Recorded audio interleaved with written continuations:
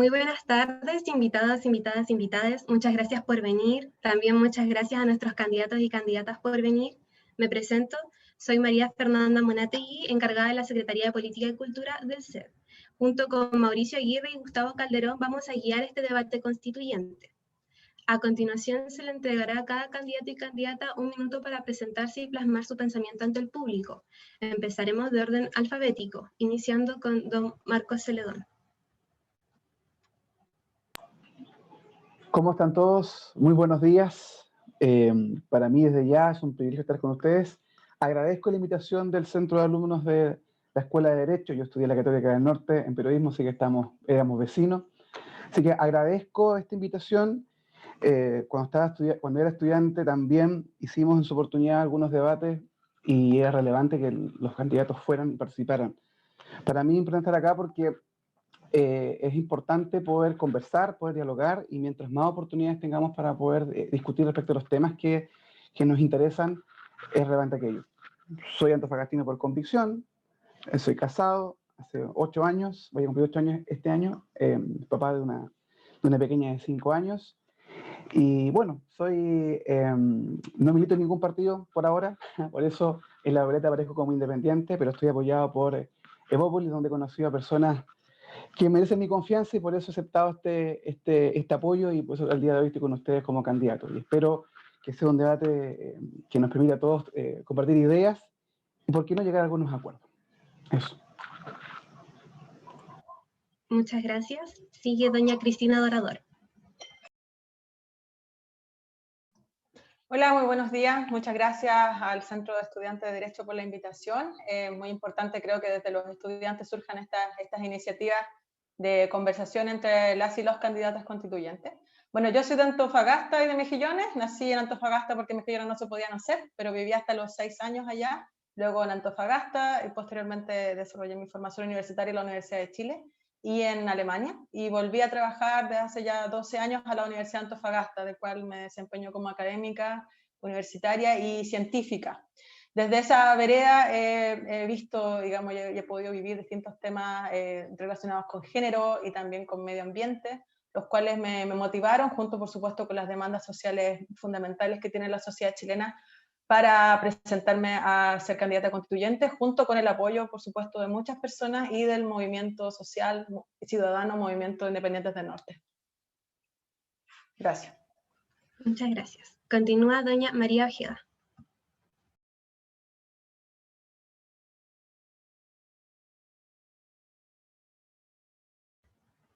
Disculpe, tiene el micrófono apagado.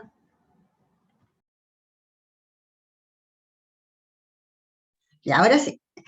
Hola, soy la profesora que muchos conocen como que pidió sus fondos previsionales y que fue al Tribunal Constitucional. Así me identifica mucha gente aquí en Antofagasta, pero la verdad que yo soy profesora de matemática y física, mamá, hija, hermana, tengo 2 nietos, y como profesora conozco la realidad de nuestros niños, y por lo tanto conozco la realidad que vive la mayoría de la población, porque trabajé siempre en las escuelas municipales.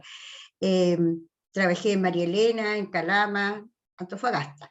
Yo soy pampina, soy de la oficina Francisco Vergara, que hace muchos años dejó de existir. Mi carnet dice María Elena como lugar de nacimiento, pero yo me identifico como pampina. Hija de obreros, de obrero pampino, ¿no es cierto?, de la salitrera, y puedo decir que hoy día, además, he sido dirigente gremial por muchos años en distintos niveles del Colegio de Profesores. Hoy día soy dirigente nacional del Colegio de Profesores, y bueno, y ser candidata a delegada constituyente significa para mí un buen desafío en el sentido de llevar un programa primero de contenidos mínimos de aprobadignidad, de la lista Aprobadignidad IQ, y además llevar, ¿no es cierto?, la voz de mucha gente que piensa que podemos construir un país diferente. Muchas gracias. Y por último, don Pablo Rojas. Buen día, mi nombre es Pablo Rojas Varas, soy psicólogo de profesión, magíster en psicología social. Agradezco al Centro de Estudiantes de Derecho por esta instancia, que me parece que va a ser bastante nutritiva y es necesaria. Y también valoro el que los centros de estudiantes estén realizando estas iniciativas. Bueno, yo soy trabajador comunitario hace ya más de 10 años, hace casi 13 años, y soy dirigente sindical de las trabajadoras y trabajadores honorarios del Servicio Público de Antofagasta, y llevo también una lucha hace varios años, al menos 6, por los derechos de las personas migrantes y por el derecho a la vivienda digna y la ciudad justa. Nací en Antofagasta, sin embargo me crié en Calama hasta los 18 años y luego de eso volví a Antofagasta para estudiar en la Universidad Católica del Norte y he hecho mi vida el resto de estos años y construido mi familia en esta ciudad. Muchas gracias por presentarse. A continuación les voy a explicar la modalidad del debate. Inicialmente el debate va a consistir en una ronda de 4 preguntas que realizará mi compañero Mauricio. La pregunta se la realizará a cada uno de ustedes y esta tendrá una duración de máximo 3 minutos. Una vez finalizada la primera pregunta cada uno, pasaremos a la siguiente pregunta. Finalizada la ronda de preguntas, continúan las preguntas flash y por último se le entregará al público una instancia para realizar preguntas que estimen convenientes. Sin más que decir, doy paso a mi compañero Mauricio. Ya. Buenos días a todas y todos. Aprovecho de saludar a cada uno de mis compañeros que está acompañando hoy día y a cada uno de los constituyentes también por haber venido a hablar con nosotros. De verdad que es una instancia esta que la agradecemos mucho, la necesitamos porque queremos conocerlo a ustedes. Así que sin más que agradecer, procedo a hacerles las siguientes preguntas, para la cual recuerden que cada uno tiene 3 minutos para responder. Ahí Gustavo va a estar coordinando el tiempo, porque la idea es que todos alcancemos a hablar, todos podamos responder en igualdad de condiciones, tengamos la igualdad de oportunidades, porque eso es lo que buscamos, ¿no? Igualdad para todos. Voy a comenzar haciéndole una pregunta respecto a la educación, ya que estamos en un ambiente universitario y nosotros somos aquí estudiantes, naturalmente nos interesa el tema, ¿no? ¿Cómo creen ustedes que debería estar escrito en la Constitución? ¿Cómo debería escribirse? ¿O cómo deberían en realidad escribirla ustedes? ¿Cómo la van a inscribir si es que llegan a ganar el derecho al acceso a la educación en la nueva Constitución? Creo que parte don Marcos Calderón. Celedón por acá, Mauricio. Celedón, perdón, gracias. Gracias. Bueno, ya puse el cronómetro por... Creo que el tiempo, quiero ser respetuoso de los tiempos, también es respetuoso con todos, así que también ya puse mi cronómetro, ya que voy en 6 segundos. A ver, hay un tema respecto a la educación, y tú mencionaste respecto del acceso. Yo creo que la Constitución lo que debe garantizar en esta Carta Magna no solamente el acceso hoy en día creo que como Estado lo tenemos más o menos garantizado. Si lo que tenemos que trabajar es en la calidad de la educación que se entrega. Y también la capacidad de que el Estado pueda garantizar. Por eso siempre yo hablo de que la Constitución debe garantizar derechos y a su vez obligar al Estado a que estas garantías sean efectivas. Entonces, primero tenemos que garantizar calidad de la educación. Tanto implica fortalecer todo el sistema público, pero también implica entregar reglas claras al sector privado. Yo creo que esa es una mirada importante de cómo yo me imagino y cómo me gustaría que eso estuviese plasmado en la Constitución. Y también una educación de calidad donde a ninguna persona, por su condición socioeconómica, por sus recursos, se vea privado de poder desarrollarse, de poder progresar. Yo creo que es importante aquello de que todos tengamos la igualdad de oportunidades, pero también asegurar que la educación que se entrega, sin importar tu condición económica, tu ubicación geográfica, sea de la calidad de un estándar que debe establecer el Estado. Siempre se hablan de pisos mínimos, yo hablo de pisos dignos. Tenemos que comenzar desde ahí a construir un sistema educacional relevante. Siempre se pregunta el cómo. Y yo también, cuando comencé esta candidatura, también me afané con el cómo. Pero, y ustedes que son estudiantes de Derecho lo deben saber muy bien, la Constitución revisa esencialmente los qué. ¿Qué es lo que el Estado debe garantizar? El cómo son materias de ley posteriores. Tengo también mi definición sobre aquello, pero creo que el Estado debe garantizar aquello. Si garantiza calidad, todo el ordenamiento jurídico hacia abajo se empieza a ordenar. Y comenzamos ya todas las brechas que hoy en día existen en lo que es materia educacional, se eliminan. Yo tuve la oportunidad de tener una educación que mis padres me entregaron. Pero ¿qué pasa con aquellos que no tienen esa posibilidad? Entonces, por eso hay que equiparar la cancha desde ya. Creo en eso y estoy convencido que es una posibilidad importante en esta Constitución poder garantizar ese aspecto de calidad. Y con esto termino, porque obviamente, para ser preciso con el tiempo, pero también señalar de que, por lo menos en mi familia, yo tengo, si a alguien le suena por ahí de repente mi apellido, estamos compenetrados en la educación, tengo un profesional, un hermano que está trabajando arduamente en temas educacionales, entonces creemos en la Universidad de Chile, entonces creemos que hay que nutrirse con experiencia y también nutrir una calidad en la educación que es fundamental. Eso, muy buenos días. Ya, muchas gracias. Solamente para precisar, una pregunta de sí o no. ¿Usted está a favor o en contra de la educación gratuita para todos? 100% de la población. Por supuesto. ¿Sí o no? Por Sí, supuesto. educación Sí. gratuita. Sí. Sin importar el nivel socioeconómico, sin discriminar por el famoso registro social de hogares. No, Perfecto. de hecho, los padres pueden elegir el proyecto, de hecho, educacional, pero eso no limita que el Estado te entregue los pisos dignos, como hablamos. O sea, ya el valor te coarta, no hay libertad ahí.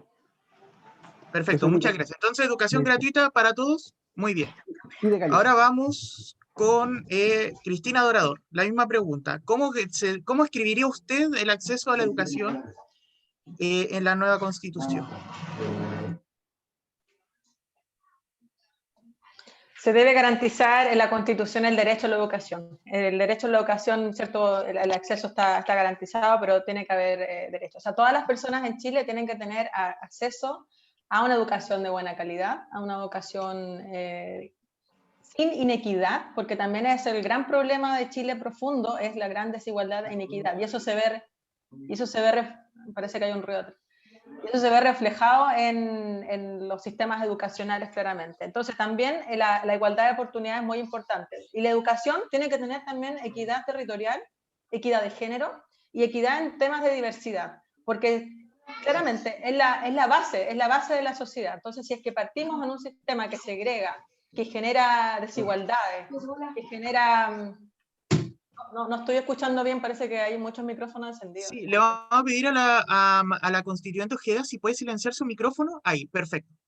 Continúe nomás, Cristina. Espero que no me quiten el tiempo. No, tranquila. Somos equitativos aquí. Muy bien, muy bien. Entonces tiene que tener todas esas aristas de equidad, porque si no estamos construyendo una sociedad que ya en los planteamientos que se dan a los niños, niñas, adolescentes, tienen estas diferencias, claramente los ciudadanos que se van a formar lamentablemente van a tener esos sesgos. Así que eso es súper importante, que los contenidos tengan pertinencia local, porque muchas veces nos enseñan, y están ciertos los textos de estudio, temas que no conocemos mucho más de lo que sucede en Santiago que lo que sucede acá en nuestra propia región, y también en temas de todo tipo, científicos, geográficos, etc. Así que es muy importante, creo yo, garantizar la igualdad de oportunidades. ¿Por qué? Porque muchas veces se habla que la educación es un camino, ¿cierto?, hacia la meritocracia, pero no hay meritocracia, no hay mérito cuando no ha habido igualdad de oportunidades. Así que eso también es una falacia que yo creo que hay que ir cambiando si es que no solucionamos los graves problemas y desigualdades sociales que tiene Chile. La educación puede hacer mucho, pero va de la mano. O sea, tiene que ser todo un constructo orgánico y también que se interconecte entre sí, porque si no nos van a quedar cosas sueltas. Así que la educación pública fortalecida, la mejor que se pueda dar, que nadie se quede atrás, que ningún niño, adolescente se quede atrás, y que la educación vaya más allá también de los contenidos, sino que también apunte a que las personas, si quieren ser científicos, que lo sean, si quieren ser artistas, que lo sean, y con, por supuesto, trabajos dignos posteriormente. Cristina, la misma pregunta que le hicimos a Marco recién. Educación gratuita para toda la población sin discriminar por el rango, digamos, de la ficha social. ¿Sí o no? Sí. Sí, perfecto. La diferencia va a venir después los impuestos, pero sí. Sí, sabemos que a eso está llamado no quien gobierne, a ejecutar la Constitución, a ejecutar el mandato que si ustedes ganan, van a, valga la redundancia, a mandatar a los futuros gobernantes. Vamos, si no me equivoco ahora, con la constituyente Ojeda, la misma pregunta. Bueno, primero que... ¿Sí? ¿Sí? Bueno, primero que todo, creo que necesitamos un Estado social, democrático, plurinacional e intercultural para la realización de los derechos sociales que garanticen condiciones dignas. Y esto tiene que ver con la sostenibilidad de la vida de las personas y de las comunidades, porque es necesario distribuir primero la riqueza que todos generamos como país. Entonces, para lograr vivir con dignidad, y dentro de ello están los derechos sociales como la educación, la salud, la vivienda, creo que es importante determinar que estos derechos sociales no estén determinados por el mercado, primero que todo. Luego, es necesario también distribuir el poder. Por tal motivo, la democracia debe jugar un rol bastante importante en la participación y la asignación de los roles y recursos que tenemos, ¿no es cierto?, como sociedad. Y el Estado también debe jugar un rol de optimizar el goce de los derechos. Entonces, yo creo que si tenemos un Estado garante de derechos sociales y que dé el inicio al fin del modelo neoliberal, ¿no es cierto?, y al fin del Estado subsidiario, porque los derechos sociales no deben ser bienes de consumo abiertos a la riqueza. Y con respecto a la educación, creo que la educación es un espacio de desarrollo pleno de la vida, promotor de una sociedad inclusiva, solidaria, que garantizando el Estado en todos los niveles, ampliando su cobertura sin límites de edad, asegurando la trayectoria educativa a partir de una educación laica, pública, no sexista, intercultural, de calidad para todas y todos, creo que corresponde también el derecho a la gratuidad en todos los niveles. O sea, yo voy a responder la pregunta porque creo que hoy día la educación está al servicio del mercado y creo que si nosotros pensamos en todos estos derechos, deben ser derechos garantizados por el Estado. Ya. Me queda claro entonces que usted suscribe la educación digamos, al fin del Estado subsidiario, ¿no? Y ha hecho Sí. alusión al mercado. De eso me tomo para hacerle una pregunta complementaria de sí o no, similar a la que le hice a los dos candidatos anteriores. ¿Usted concibe, usted concibe la educación con participación de los privados? ¿O está por excluirlos completamente? No, yo concibo la educación concibo la educación, si queremos privado, que la gente opte por el privado, pero el Estado debe garantizar, ¿no es cierto?, la educación pública como un derecho para todos y todas. Entonces, con gratuidad para todos, pero manteniendo lo que la actual Constitución permite, que es el derecho a escoger, sistema público o privado. ¿Sí? Ya, muchas Sí. gracias. Muchas gracias. Vamos ahora con el constituyente Pablo Rojas. La misma pregunta, Pablo, ¿cómo usted escribiría el derecho al acceso a la educación en la nueva constitución de ser constituyente? Para partir por el final, garantía de derechos universales. Eso supone, ¿cierto?, necesariamente la gratuidad en la educación a todo nivel, independientemente del estrato social. Ahora, cuestiones previas que yo creo que son relevantes, va a haber una discusión, para ir como a lo concreto, ¿cierto?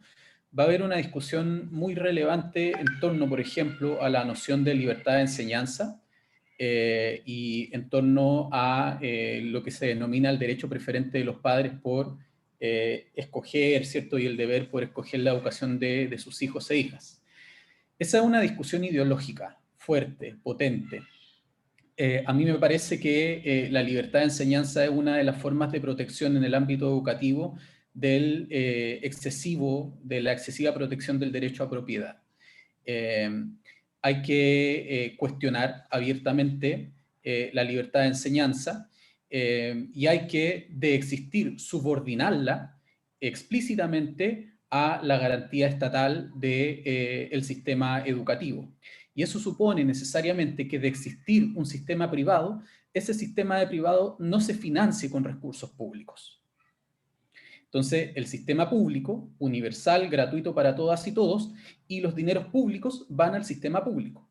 De existir un sistema privado, ese sistema privado podrán, digamos, libremente elegir a aquellos que no están en el sistema público, que tiene que tener, ¿cierto?, una serie de características no solo de calidad, sino que también, ya lo dijo también María, y entiendo que Cristina también, Primero, ser un sistema educativo inclusivo, no sexista, intercultural, participativo. Eso supone el reconocimiento o la redefinición de las comunidades educativas en donde, por ejemplo, las y los profesores organizados, los centros de padres, los centros de estudiantes en un rol central, tengan capacidad de decisión y de cogestión respecto de las comunidades educativas y también tengan capacidad de cogestión de la definición de las políticas públicas, de tal forma que las políticas públicas en educación, por mucho que sean garantías universales y de carácter nacional, tengan una pertinencia regional y local. Y ciertamente la educación pública debe ser una educación laica. Ok, entonces usted estaría a favor de mantener el rol de los privados, pero sin financiamiento estatal. Ciertamente.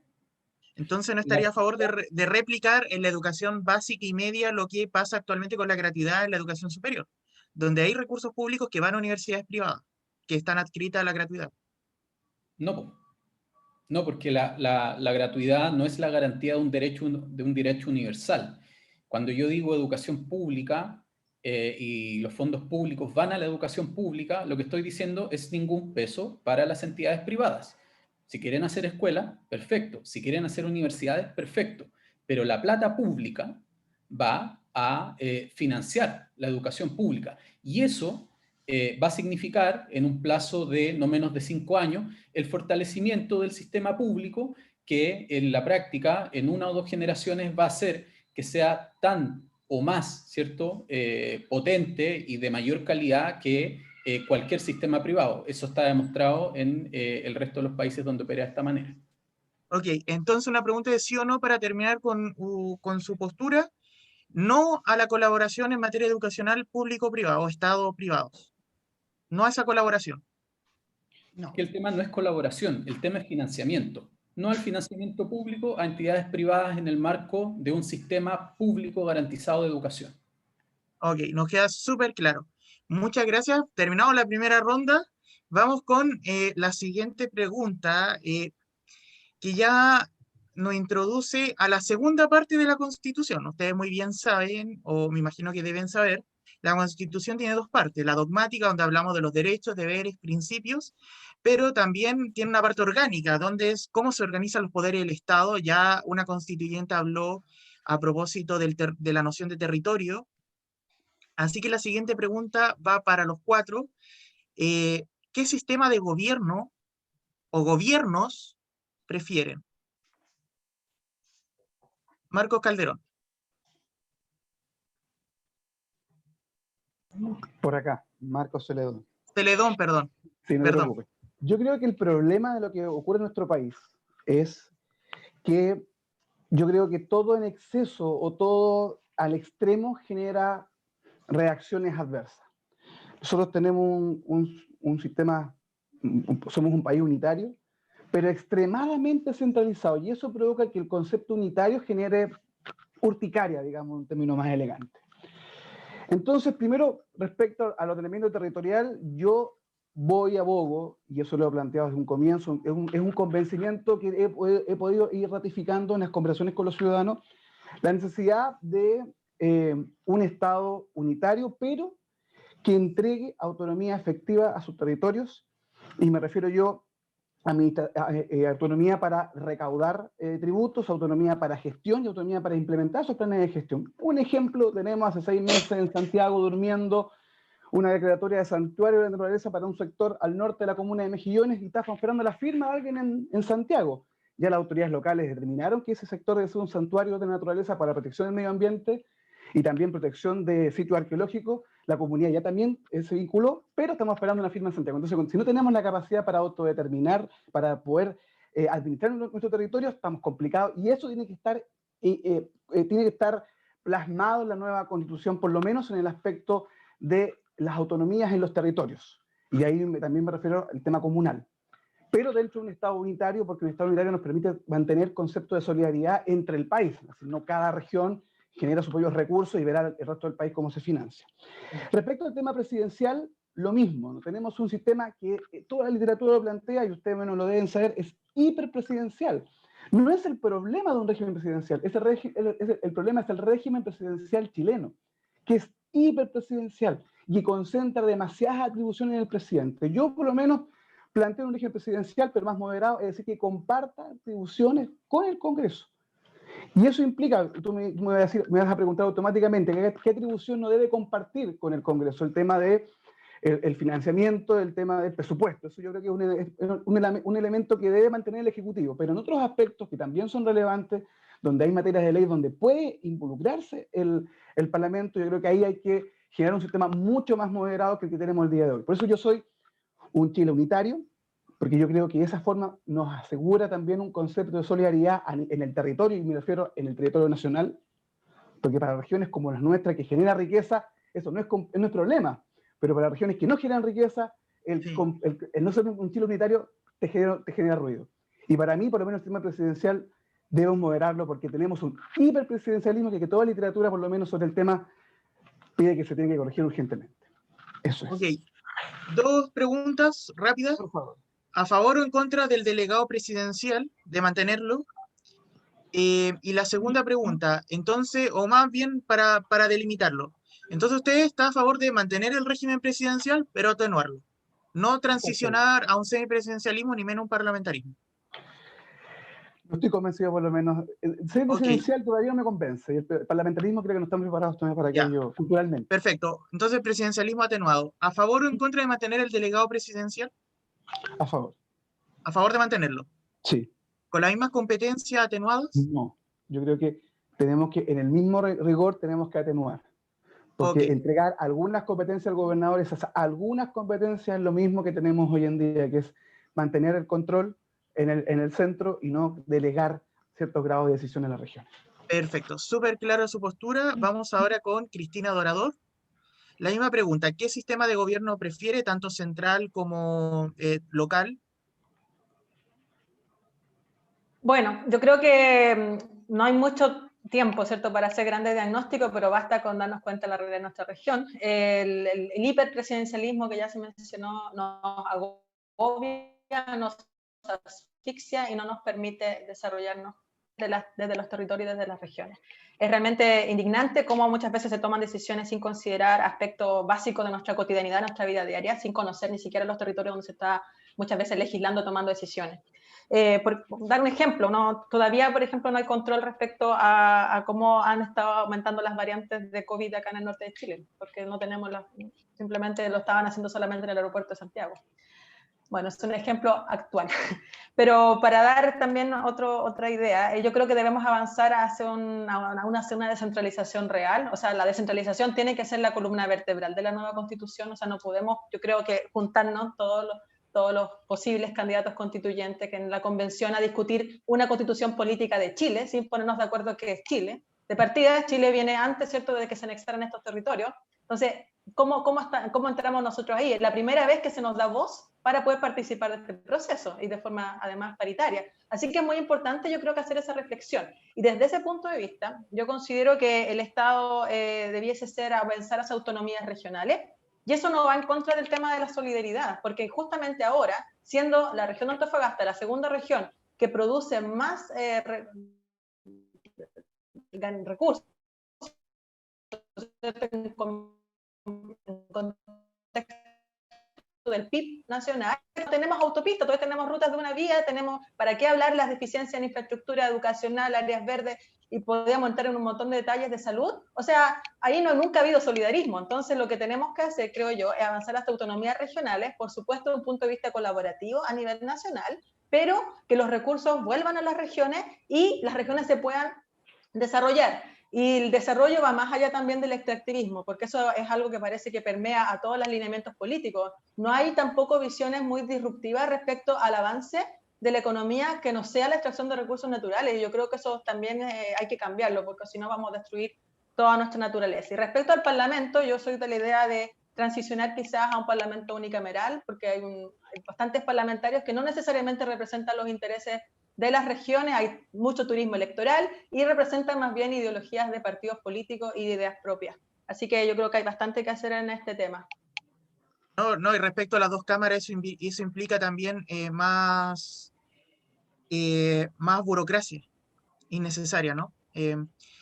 Cristina Dorador, para que nos quede más claro, entonces usted está a favor, no habló del Parlamento, pero de su composición interna. Yo le quiero hablar del Parlamento en su relación con el gobierno nacional. ¿Está a favor de mantener el presidencialismo tal cual como está? Atenuarlo, como decía Marcos Celedón, eh, transicionar a un semipresidencialismo que, por los debates que he visto, y he visto muchos, es donde hay más consenso, o una propuesta más radical que es pasar a un régimen parlamentario. ¿Con qué régimen se identifica más Cristina Dorado? Si avanzamos a autonomías regionales, yo creo que se debería atenuar el rol protagónico del presidente, que incluso designa autoridades del Poder Judicial. O sea, también hay un tema ahí entre los poderes que hay que también revisar. Así que yo creo que hay que avanzar hacia un presidencialismo atenuado, sí. Pero no transicionar a un semipresidencialismo, es decir, que haya un jefe de Estado, presidente escogido, y paralelamente un primer ministro escogido por el Congreso. Eso no. No sé, es una de las alternativas. Yo creo que va a depender mucho cómo finalmente se estructure el tema de la descentralización. O sea, eso, porque si hay gente, digamos, que la constituyente está muy de acuerdo con el Estado unitario, va a ir de la mano de un hiperpresidencialismo y las cosas no van a cambiar. Ok, entonces podríamos decir que en ese ámbito usted está un poco más abierta a conversarlo. Que Sí. mal que mal es a lo que están llamados ustedes como constituyentes, a llegar a acuerdos. Exactamente, a generar diálogo, claro. Ya, muchas gracias Cristina. Vamos con María Ojeda. Misma pregunta, ¿qué sistema de gobierno prefiere? ¿Cómo organizar los territorios? Ya. Creo que es importante superar el hiperpresidencialismo y yo abogo por un equilibrio entre el gobierno y el Congreso, descentralizando el poder y otorgando mayores atribuciones a los órganos de gobierno a nivel local, regional, ¿no es cierto? Y para eso hay que reforzar la democracia en dichos niveles, asegurando la equidad territorial. Creo que es importante, con respecto a los financiamientos también, avanzar hacia un sistema más eficiente y representativo en el Congreso, que sea un Congreso unicameral, pero que además en su integración tiene que tener, o se deben considerar criterios, por ejemplo, de proporcionalidad, de paridad, que es importante la paridad hoy día, que tenemos la oportunidad de construir una constitución paritaria, ¿no es cierto?, también debe estar en todos los órganos de gobierno la paridad. Creo que también es importante resguardar los territorios menos poblados y los pueblos indígenas. Por eso también en los escaños reservados también deberían estar para el Congreso, también deberían estar para los incapacitados también, o sea, para las personas con discapacidad, perdón, para las personas con discapacidad también deberían haber representatividad en esos grupos de personas. Creo que es importante también establecer diferentes tipos de mecanismos de participación directa. Por ejemplo, iniciativas populares de ley, revocación de mandatos, ¿no es cierto?, representativos, vetos de ley con, ¿no es cierto?, con una cantidad de firmas. Creo que además la participación de la ciudadanía debe ser vinculante. Creo que hay que crear organismos para que esa participación sea vinculante y podamos tener, ¿no es cierto?, verdaderos nexos de participación. No es suficiente con que la gente vaya a votar cada 4 años y nos dé cuenta las personas que representan qué es lo que han hecho durante su gestión. No es suficiente con que una vez al mes los diputados bajen a las regiones y no den cuenta ni se junten con las comunidades. Por eso es importante la participación ciudadana.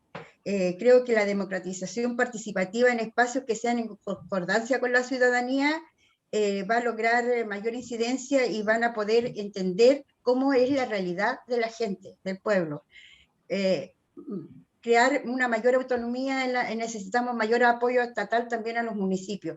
Eso es importante, por eso es importante el modelo, como decía Cristina, yo coincido con Cristina, que el modelo de desarrollo que nosotros realicemos debe ser participativo, entonces ahí va a haber, ¿no es cierto?, una diversificación de poderes que va a poder aplicarse en la realidad. Okay. Me quedan 2 consultas. Respecto al régimen presidencial, vamos a hablar del Ejecutivo, ya nos dejó claro su postura respecto al Congreso. Respecto al Ejecutivo, mantener el presidencialismo actual, atenuarlo, transicionar a un semipresidencialismo o ir más allá a un parlamentarismo. Entiéndase por semipresidencialismo una convivencia entre un presidente elegido por el pueblo y un primer ministro escogido por el Congreso. ¿Está a favor de eso o a favor de solo mantener el presidente pero con facultad atenuada? Yo creo que estoy a favor de que ¿cómo se llama? Que disminuir el presidencialismo, ¿no es cierto? Pero mantener el presidente y tener un primer ministro elegido por el Congreso, o sea, que puede equilibrarse y trabajarse. Yo creo que también tiene que ver cómo se plantea el modelo de desarrollo también, cómo vamos a plantear los poderes del Estado. Yo creo que eso es una cosa importante también que hay que hacer y ponerse de acuerdo en el diálogo. Ok. Para ser equitativo, Marco, no sé si le pregunté si usted está a favor de mantener ambas cámaras o de eliminar el Senado. No recuerdo si lo pregunté y me gustaría que lo dejara súper claro y corto, a favor o en contra de un Congreso unicameral. Yo por lo menos en mi convicción es mantener las dos cámaras. Ahora, el ejercicio de la constituyente es un ejercicio unicameral. Entonces, si en ese ejercicio nos damos cuenta que podemos ir avanzando a un sistema unicameral, yo puedo cambiar de opinión. Ok, perfecto, muchas gracias. Ahora vamos con Pablo Rojas. Pablo, misma pregunta, ¿qué sistema de gobierno prefiere? ¿Con cuál se identifica más? ¿Y cómo organizaría el poder? En primer lugar, yo creo que hay que superar el presidencialismo extremo que tenemos. Y ahí va a haber una discusión relevante en torno a, bueno, yo creo que los grupos más conservadores o que se dicen de centro derecha o incluso de centro van a tratar de defender el presidencialismo, ¿cierto? Este presidencialismo monárquico, ¿cierto? Que incluso viene desde la colonia. Eso hay que superarlo. No podemos avanzar con un país con un presidencialismo como el que tenemos. Eso supone que podamos avanzar hacia, y ahí la discusión va a estar abierta, hacia un semipresidencialismo o hacia un régimen parlamentario, lo que creo yo va a tener bastante resistencia, pero hay que dar esa discusión. Desde ese punto de vista, si vamos luego al Parlamento, me parece que hay que avanzar a una Asamblea Nacional de carácter unicameral. Y me parece que en el marco de la descentralización del poder en el Estado, tenemos que avanzar hacia una forma de semifederalismo. Hay que superar el Estado unitario. Es complejo pensar una plurinacionalidad, por ejemplo, con un Estado unitario. Si bien Bolivia lo tiene, hemos visto cuáles han sido los problemas para las autonomías de las más de 100 comunidades y pueblos, naciones originarias en Bolivia. Entonces, me parece que avanzar hacia una forma de federalismo o de semifederalismo, entendiendo que estos no son tipos únicos, digamos, no es Estado unitario o federalismo. La experiencia internacional indica que hay una zona de grises importante. Tendremos que buscar cuál es aquella zona que más se adecua a la realidad de nuestro país. Me parece que es importante avanzar en la convención hacia una bancada descentralizadora. Más de 2/3 de las y los constituyentes vamos a ser de regiones que no son la metropolitana y es importante instalarlo como uno de los puntos centrales, ¿ya? Ahora, si alguien va a criticar, por ejemplo, la lógica de mayores autonomías a través de un semifederalismo, bueno, habrá que plantear que el principio de solidaridad opera perfectamente en los sistemas federales, en algunos casos más atenuados y en algunos casos menos atenuados. Y por lo tanto no es un problema, digamos, o sea, no es que el principio de solidaridad opere por el solo hecho de existir un sistema de Estado unitario, eso no es así. Entonces, me parece que esas son las definiciones centrales al respecto. No me quedó claro respecto al régimen ejecutivo. Usted, para entenderlo en esta lógica de, bueno, hay muchos grises entre medio, ¿cierto? Entre el negro y el blanco hay un abanico de colores. ¿Está a favor de un régimen semipresidencial? ¿Una convivencia entre el presidente, cuya legitimidad de origen es directamente del pueblo, porque fue elegido directamente, pero conviviendo con el primer ministro que es elegido indirectamente a través del Congreso? ¿Está a favor de esa convivencia o mantener el presidencialismo o ser más radical y transformando en un Estado parlamentario? Creo haber sido bastante claro. Lo que sostuve fue que hay que superar el presidencialismo, o sea, no más presidencialismo, para ser más explícito. ¿Pero qué entiende por no presidencialismo? ¿Un primer ministro que le haga el contrapeso o eliminar el presidente? Y la discusión que planteé es que se va a abrir un proceso de diálogo en torno a si semipresidencialismo o parlamentarismo. Yo estoy abierto a cualquiera de las dos, ¿ya? Ok. Será en el seno de la convención y en la discusión y deliberación nacional donde tendremos que definir cuál de las dos, pero en principio yo no me cierro a ninguna de ambas. Sí, eso es importante saberlo porque hay muchos candidatos y sabemos que ustedes están llamados a conversar, pero nosotros necesitamos saber cuáles son sus convicciones o cuáles son sus ideas preconcebidas con las cuales van a llegar a negociar a la Constitución. Por eso es importante, y a lo mejor soy un poco majadero, en querer llegar a, bueno, ¿cuál es su postura? Pero me parece muy bien que estén abiertos, no obstante tenerla, ¿cierto? Uno puede tener muchas convicciones, pero no por eso uno se cierra a conversarlo. Le agradezco el punto y no puedo dejar de pasar, de hacerle esta pregunta a los cuatro. Eh, Algunos sectores, por ejemplo, el Partido Comunista ha puesto muy fuerte sobre la mesa el plebiscito revocatorio. ¿Ustedes estarían a favor de incorporar en la Constitución este mecanismo como una especie de conducto, como una especie de salida cuando el gobernante esté pasando por alguna crisis, por así decirlo? ¿Me explico? ¿A favor o en contra? Por favor, una respuesta corta porque me estoy saliendo un poco del guión. Vamos Sí, con Marcos. Mira, no lo he revisado todavía, para serte bien honesto, porque rompe la regla del juego, porque finalmente entramos a un sistema parlamentario. Cuando hablamos de parlamentario, nosotros pensamos automáticamente en los países nórdicos, pero nos olvidamos de Italia, que no sé cuántos primeros ministros ha tenido en los últimos 50 años, es una locura. Entonces, yo todavía no he revisado el tema porque hay que ver desde cuándo periodo le doy, porque si elijo un presidente con una mayoría, digamos, atenuada, y a los 6 meses quiero sacarlo del poder porque no me gustaban las medidas, yo creo que esa medida yo quiero revisarla un poco más, para ser bien honesto, Mauricio. Ya, Bien perfecto. responsable. Entonces usted, pero por ahora no le tinca mucho. Mira, yo estoy a favor de Porque poder... algunos sectores han respondido diciendo, ojo, esto se puede prestar para prácticas populistas, como lo hemos visto con las rotaciones de acusaciones constitucionales Es que se puede a los prestar, ministros. pero ojo, yo estoy en mis propuestas, yo estoy a favor de ir trabajando en el tema de los parlamentarios, de poder exigirles los planes los planes de campaña. O sea, ¿cuántos alcaldes hemos tenido que comprometen un montón de cosas y después es la carta GAM, no sé dónde la dejan? Entonces yo estoy a favor de en algunas autoridades poder incluso exigir el cumplimiento de los planes de gobierno que ellos presentan cuando se presentan como candidatos. Y ahí poder ver la posibilidad de que si no cumple, es revocar esta autoridad y dejar inhabilitada para la próxima elección. Es una forma de Pero darle eso seriedad respecto a los también parlamentarios. parlamentarios. Pues, pero en el presidente me gustaría revisarlo porque es una pregunta que requiere Ok. un tratamiento mayor. Ok, muchas gracias. A ver, plebiscito revocatorio en general para toda autoridad representativa en realidad. Puede ser alcalde, gobernador, parlamentario, presidente. Cristina Dorador, ¿a favor o en contra? Siempre que se vean mecanismos donde fomente la democracia en los territorios y en las personas y la participación, yo creo que está bien. Hay que avanzar en aquello. Pero ojo, respecto a estas posiciones, está a favor y en contra, hay que tener cuidado porque nosotros somos representantes de las comunidades, o sea, si es que llegamos a la convención, así que también eso lo van a decidir las personas finalmente. Nosotros podemos tener muchas ideas, pero es muy importante que la Constitución sea una Constitución viva y esté, ¿cierto?, en constante feedback de las personas. Así que en este caso yo creo que la democracia no puede sostenerse solo en un voto cada 4 años, sino que tiene que las personas participar activamente en los distintos procesos. Y si uno de ellos es presentar proyectos de ley, por ejemplo, como es en Suiza, ¿cierto?, donde las personas se juntan y generan una idea o revocar leyes, yo creo que está bien, porque así también profundizamos la democracia.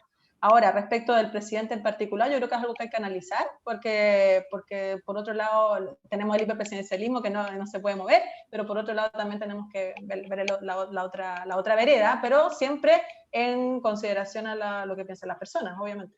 Ok, María Ojeda, ¿favor o en contra? Por favor, lo más preciso posible, necesitamos avanzar. Ya. A favor, porque yo soy del Partido Comunista y creo que el acto revocatorio, cuando no cumplen nuestros representativos, deberíamos sacarlos para que podamos realmente realizar la democracia. Y es parte de los contenidos mínimos del programa de Aprueba Dignidad. Ok, muchas gracias. ¿Pablo Rojas? A favor, pero no me... O sea, es un mecanismo. Acá hay muchos mecanismos que tienen que abrir la democracia a la participación ciudadana y ese es uno. Ahora, considerar una cosa.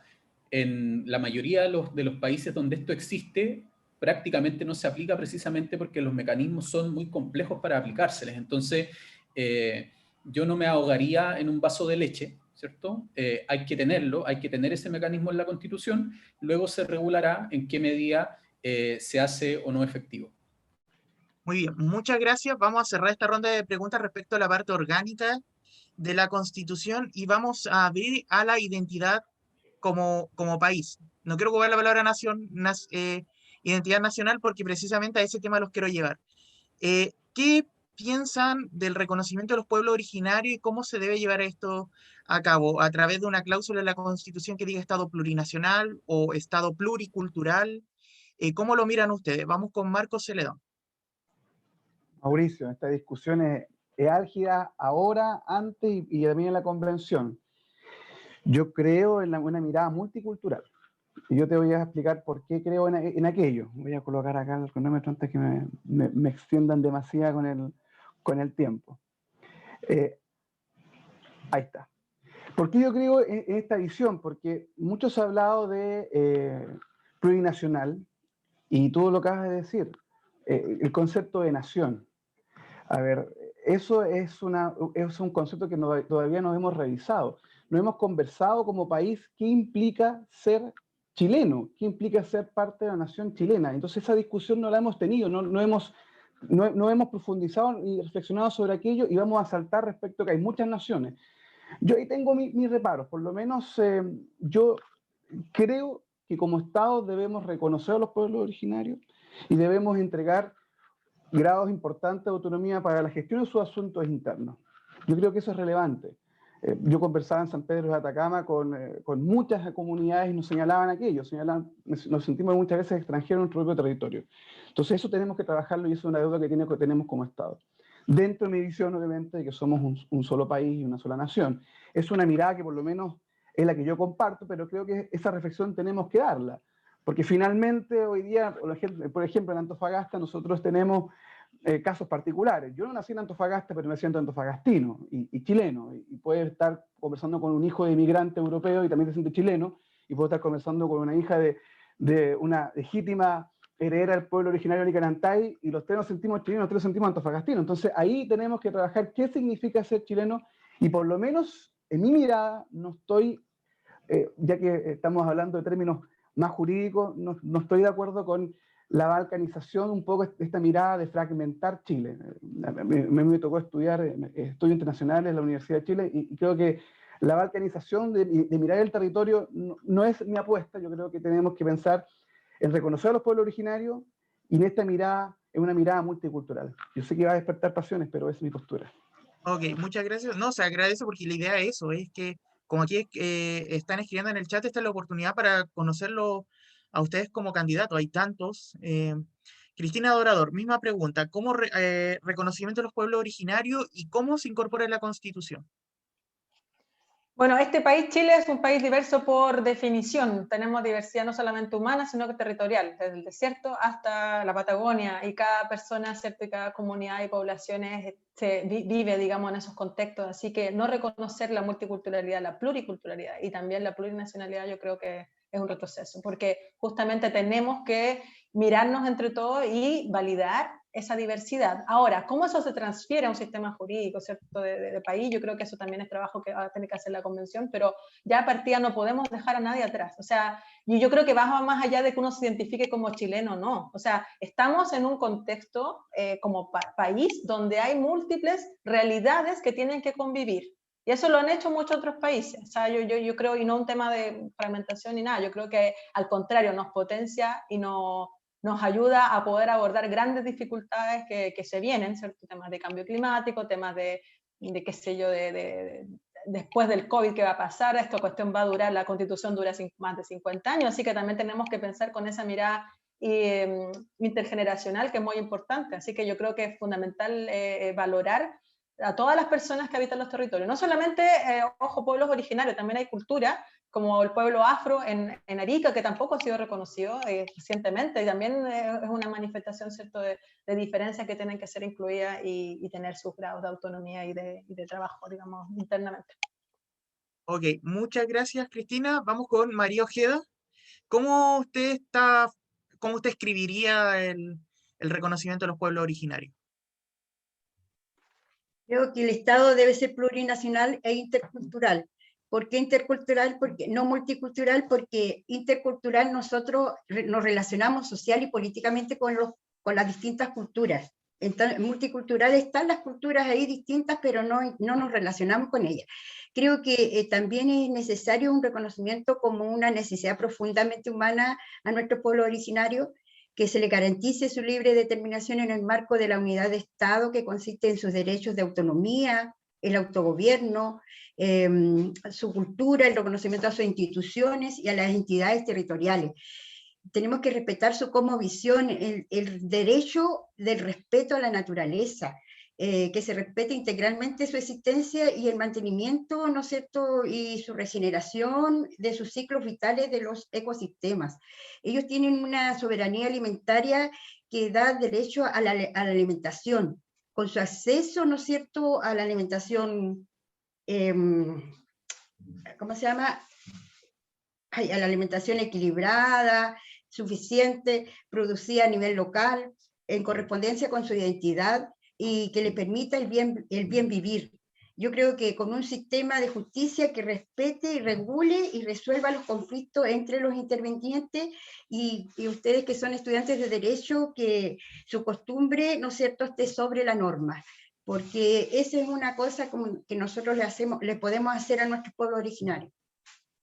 Ok, ahí para los estudiantes de Derecho dijo algo súper interesante, ¿no? La fuente de la costumbre. Vamos con Pablo Rojas. Sí, primero agradecer a Marco porque me permite establecer puntos con mayor claridad. Cuando él se plantea, ¿cierto?, de la discusión respecto a la nación, bueno, nación en buena medida es imposición, no en única medida, por cierto, para que no entienda mal. Estos territorios de la segunda región son territorios ocupados por la fuerza, de la misma forma que fueron los territorios del sur. Y por lo tanto, y eso lo digo porque me he dedicado a estudiar e investigar la historia también de parte del norte, eso supuso la imposición, ¿cierto? La imposición de una cultura nacional. Y por lo tanto, no sé, teníamos pueblos originarios que pasaron de ser aymaras a ser bolivianos y después de ser bolivianos a ser chilenos y nadie les preguntó nunca nada, ¿ya?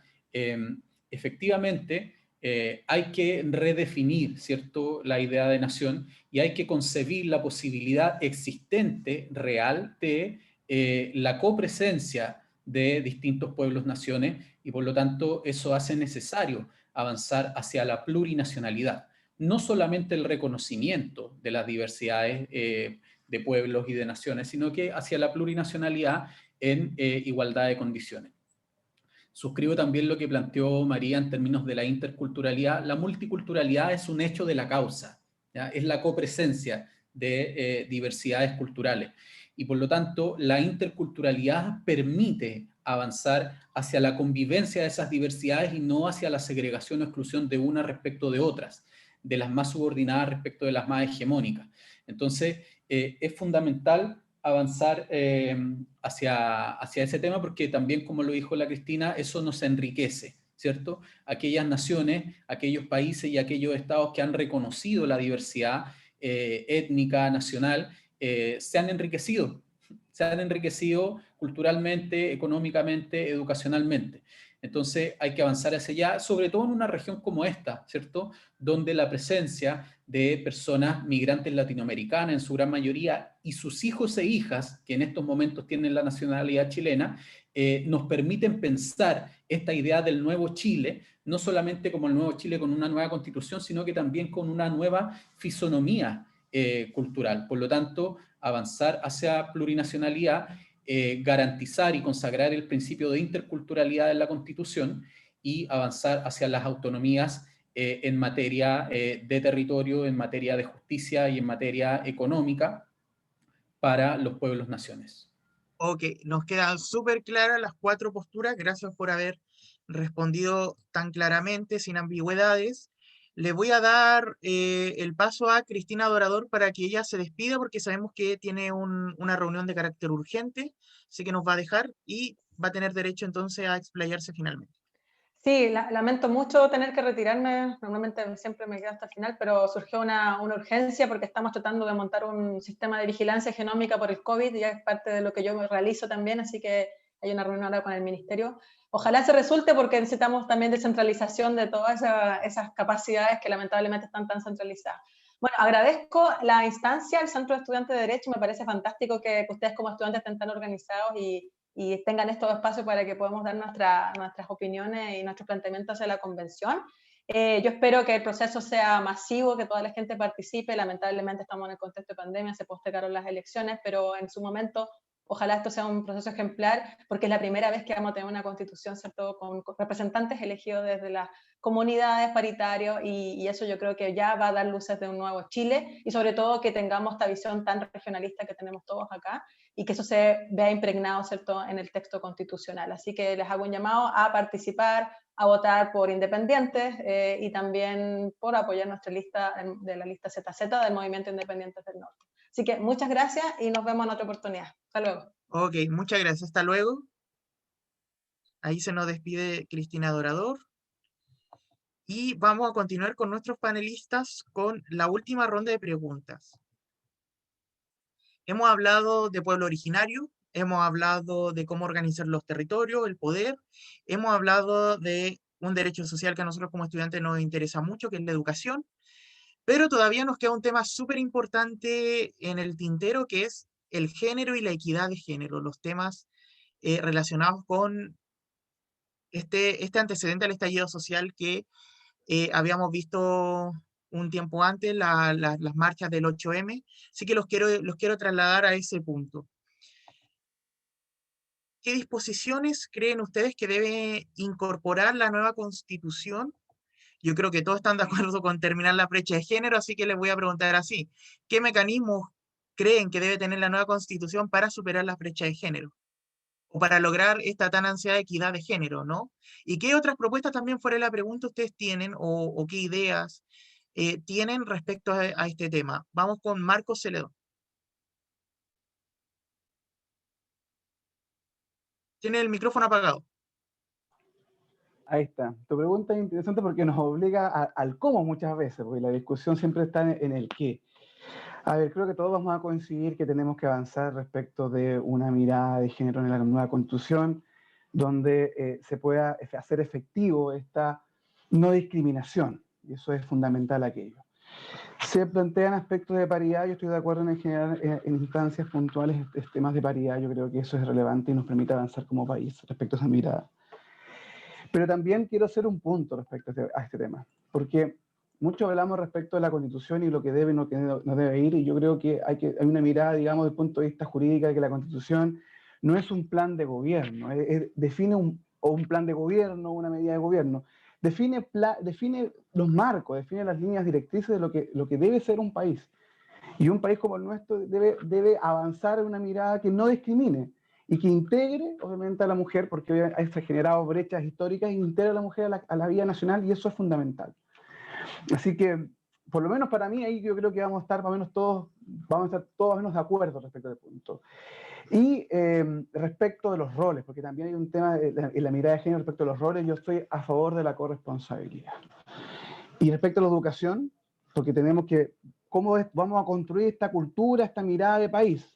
Yo creo que una educación sin roles estereotipados. Yo creo que es una mirada y una práctica que yo realizo como padre. O sea, estamos hablando de una mirada no estereotipada, estamos hablando de una mirada no sexista, tengo una hija, por lo tanto tengo una mirada en ese sentido. Así que, por lo menos, Mauricio, esa es mi convicción respecto de cómo poder ir avanzando en un país que debe tener mayores oportunidades y donde se equipare un poco la cancha. Eso es Okay. clave. Pero hay Ya, elementos puntuales también que van más allá de lo jurídico, por eso quiero aclararlo. Sí, bueno, sí, efectivamente. Pero yo creo que todos vamos a estar de acuerdo con eliminar la brecha de género. Entonces, para ser más concretos, para conocer un poco más sus propuestas, le voy a dar unos 10 segundos a Marcos, pero también para que lo piensen María y Pablo. Yo le invito a echar mano o a echar ojo o la parte del cuerpo que quieran, pero a mirar los derechos sociales sobre todo. Hay discriminación en seguridad social con la mujer porque cotiza menos, porque le pedimos que se embarace más, porque cada vez disminuimos la población, cotiza menos, y sabemos que aparte desincentiva la contratación de mujeres porque las empresas, mientras más grandes sean, más obligaciones tienen. Los jardines infantiles tienen que tener una sala cuna cuando tengan cierta cantidad de mujeres, de madres, y no cuando tengan cierta cantidad de padres, es decir, independiente si el hombre o la mujer son papá o mamá. Entonces, hay discriminación en la legislación. Por eso lo invito a mirar los derechos sociales y agregarlos de contenido. Imagino, agregar una cláusula en el derecho a la educación de que todos los planes educacionales tienen que tener perspectiva de género, por ejemplo. Todavía tenemos algunos colegios, hasta hace poco fue una tremenda noticia porque el Instituto Nacional pasó a ser mixto. Hace poco era solamente de hombres, por ejemplo, y era uno de los mejores colegios del país. Entonces, ¿a dónde iban las mujeres, no? Yo vengo de un liceo que históricamente en Antofagasta había sido de mujeres, pasó a incorporar hombres, así que tengo también esa experiencia que resultó muy bien, donde tuve también grandes profesores. Lo invito a echar ojo ahí a los derechos sociales, qué cláusulas podemos ir agregando para ir corrigiendo esto. Marcos, súper corto, unos 30 segundos. Sí, no, súper corto. A ver, Mecanismos. Mecanismos, vamos a ser súper cortos. Eliminar la diferencia en los planes, obviamente, en el tema de salud, en el tema económico, en el tema salarial, generar aquí aspectos en el tema de seguro, y por lo menos en la mirada de los derechos sociales, yo por lo menos, porque hay temas que tienen que convivir respecto del rol del hombre y la mujer en la sociedad. Yo por eso estoy en la corresponsabilidad, Mauricio, voy a ser muy claro en aquello. Un ejemplo, mi señora ahora está trabajando, yo estoy en la casa cuidando a mi hija. Entonces yo hago palpable aquello que no hay roles para hombres y mujeres, sino que son roles que se deben compartir. Es una mirada cultural, pero por si tú me ves en específico, eliminar la diferencia de los planes de salud en los seguros, en los bancos, eliminar toda esa mirada y reconocer el que todos tenemos en el caso laboral de un concepto que es misma pega, misma paga. Hoy me pasa un dato ahí medio curioso, medio leguleyo, pero incluso a la mujer se le dificulta el constituir empresa, sobre todo hasta que sea en sociedad conyugal. María Ojeda. Bueno, yo tengo otra mirada distinta que Marco. Yo pienso que la Constitución tiene que ser feminista. La igualdad de género, los derechos de las mujeres, las disidencias sexuales y la diversidad de identidades de género, ¿no es cierto?, deben ser reconocidas, garantizadas y protegidas ante cualquier amenaza o vulneración. Por lo tanto, la paridad es un principio que debe estar consagrada en esta dimensión, ¿no es cierto?, de la sociedad.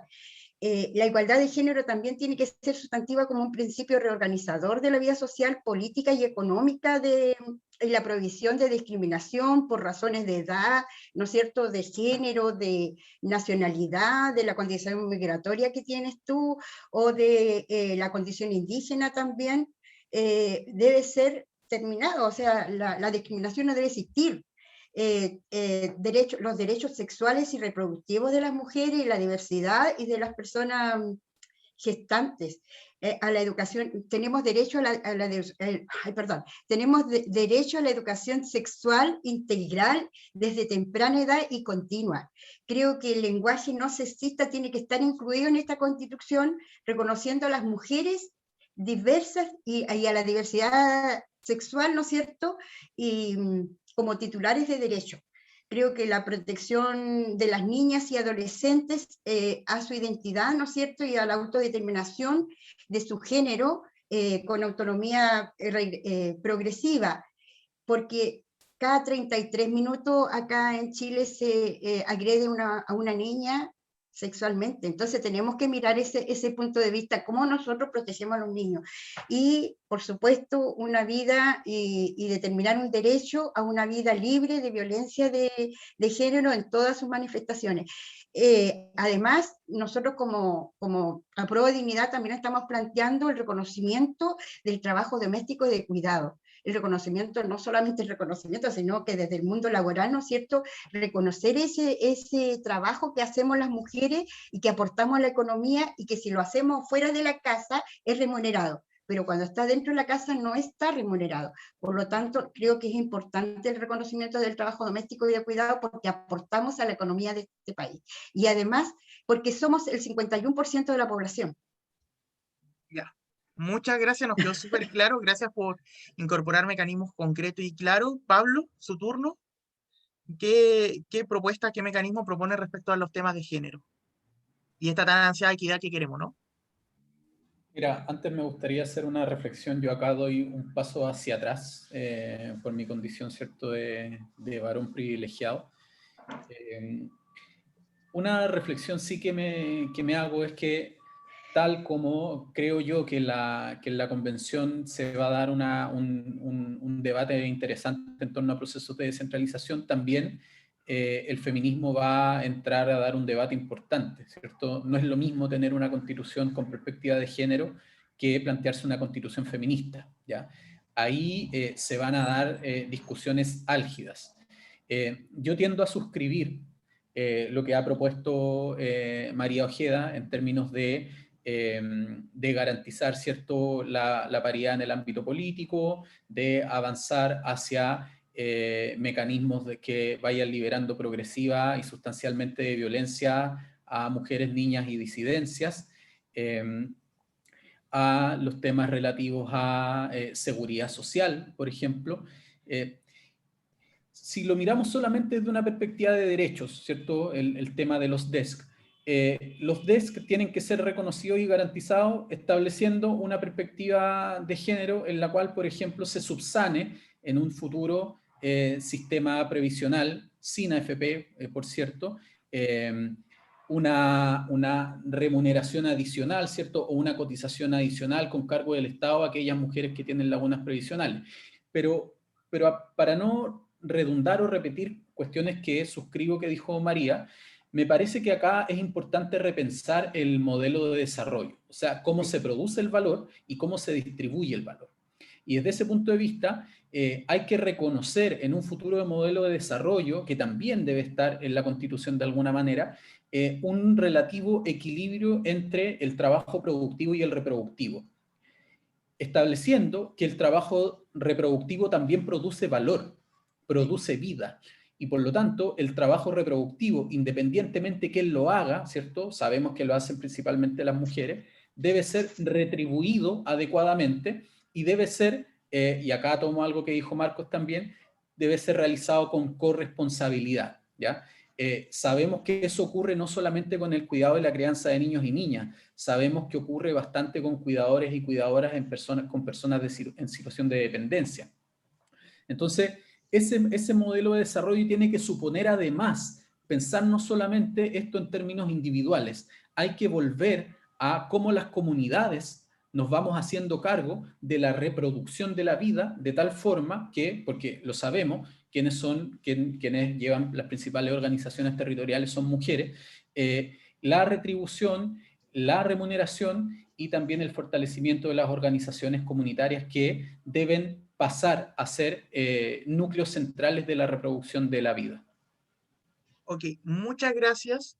Le agradezco a todos por sus preguntas. Hemos terminado esta primera ronda en el que se han podido explayar, han podido presentar medidas concretas. Lo hemos podido también ir conociendo cuál es su manera de pensar, cuál es su manera de vislumbrar Chile y por lo tanto con qué mirada van a llegar a la Constitución. No obstante, sentimos que eso no es suficiente, pero como el tiempo apremia, hemos decidido dejar una sección final, que nosotros le hemos llamado las preguntas flash. ¿Por qué? Porque como público, como votantes, como jóvenes, ya durante 30 años no han vendido la pomada, no han hablado mucho, muy bonito, pero sabemos que la Constitución, en la convención ustedes van a redactar una nueva Constitución y por lo tanto queremos saber con qué convicciones llegan, concretas.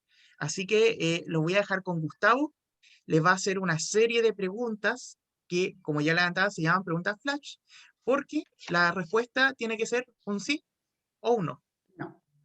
Vamos a responder en el mismo orden que llevamos. Marcos, luego María Ojeda y luego Pablo. Buenas tardes a todos los candidatos. Vamos a comenzar con las preguntas flash. Como dijo Mauricio, es importante que sea una respuesta en base a convicciones. Por tanto, debe ser solo sí o no. No pueden explayarse más de ello. Son preguntas muy precisas, concisas, y en total son 8. Vamos a comenzar con la primera. ¿La Constitución debiese reconocer diversos tipos de familia? ¿Sí o no? ¿Qué dice don Marcos? Sí. Muy bien. Sí. Doña María Ojeda y don Sí. Pablo. Obviamente sí. Perfecto. La siguiente. ¿Debiera estar en la nueva Constitución el derecho a la vivienda? ¿Sí o no? Don Pablo.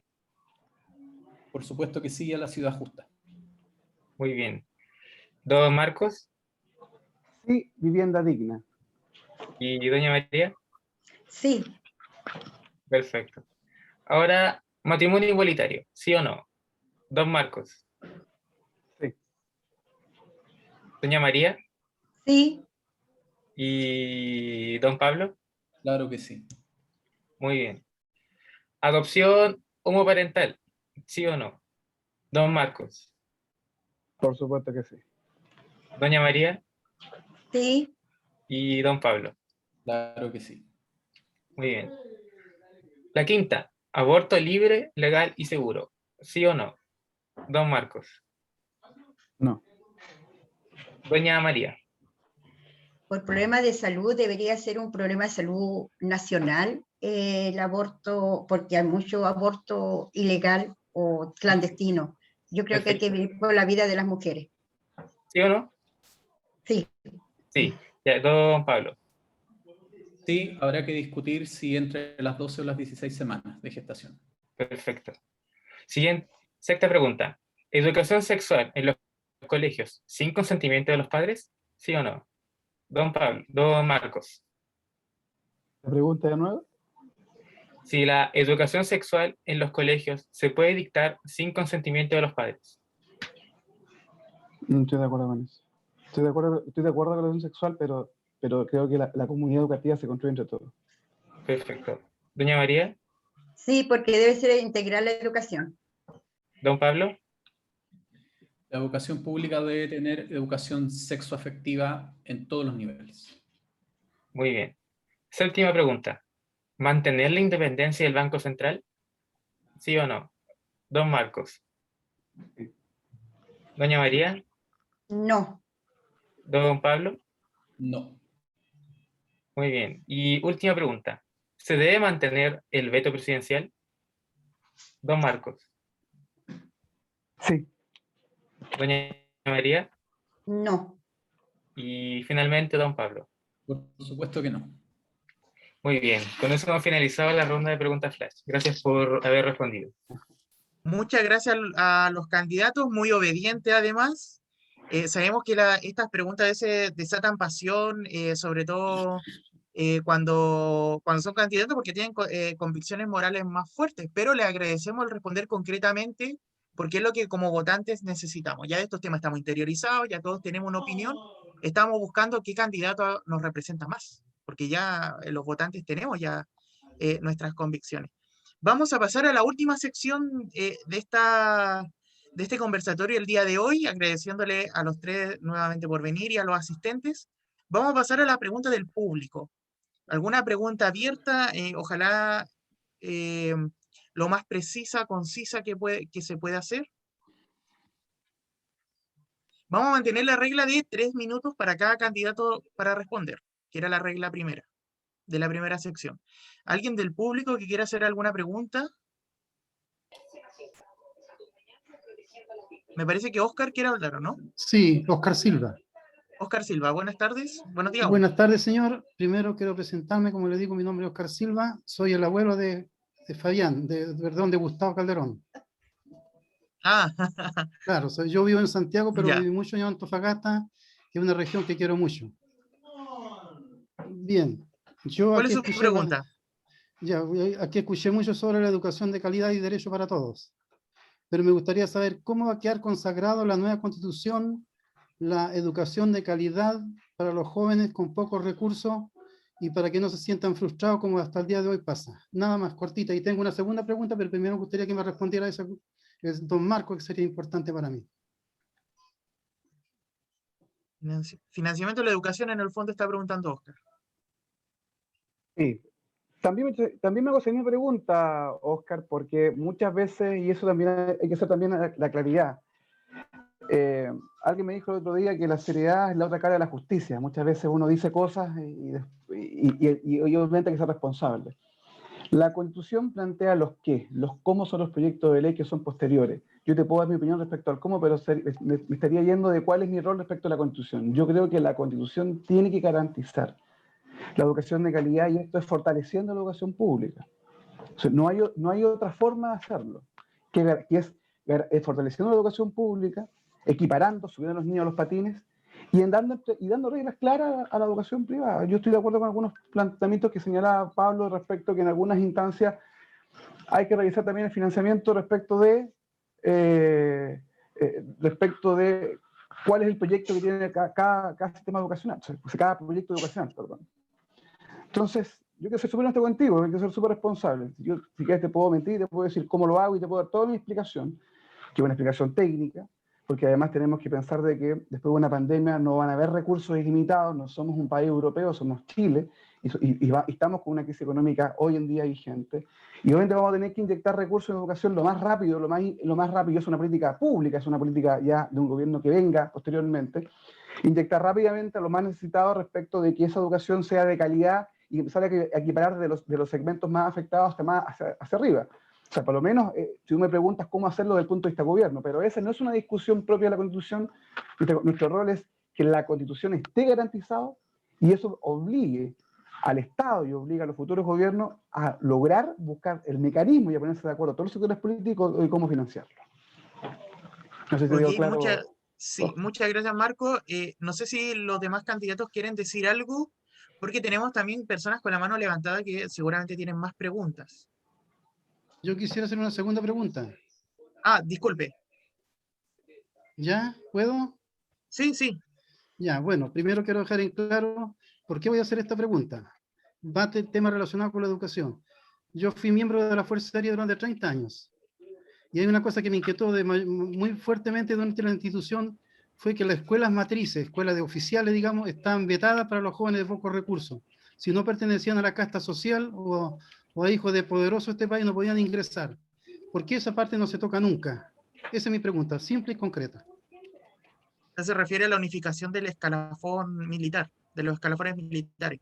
Claro que todos los jóvenes con capacidad intelectual, que tengan la capacidad de ingresar a la escuela de oficiales, que quieran seguir esa carrera, y no estén vetados y se vayan a las escuelas suboficiales. Claro, mira, acaba de plantear algo súper interesante, acceso a la educación militar. Eso yo creo que ningún panel se ha hablado. Pablo Rojas, ¿quiere responder? Me gustaría justamente a pedir don Pablo, me gustaría mucho que me respondiera él. Perfecto. Para mí la respuesta es súper simple. Primero, un único escalafón en todas las Fuerzas Armadas y de orden.